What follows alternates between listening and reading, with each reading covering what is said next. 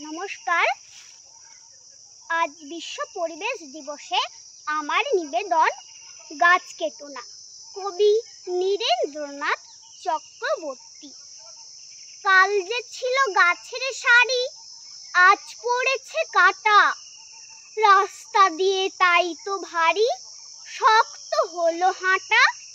রোদ্দুরে গা যাচ্ছে পুড়ে এখন রাস্তা ঘাটে। বাইরে গেলেই ভরদুপুরে মাথার চাঁদই ফাটে। গাছগুলো সব দাম না নিয়ে ফুল দেয় আর ফল দেয়। আকাশ জুড়ে মেঘ জমিয়ে বৃষ্টি নামায় জল দেয়। ধসতে দেয় না মৃত্তিকাকে শেকড়গুলোর ফাঁদে।